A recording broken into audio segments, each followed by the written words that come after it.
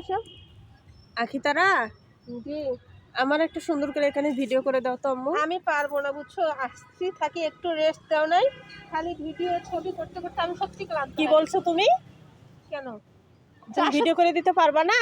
আমি তো আসছি থেকে করে দিছি না, আর কত করে দেবো বলো তুমি? সব সময় দিবা, আমার কথা শুনতেই হবে তোমাকে। কেন শুনতে হবে? কেন শুনতে হবে মানে?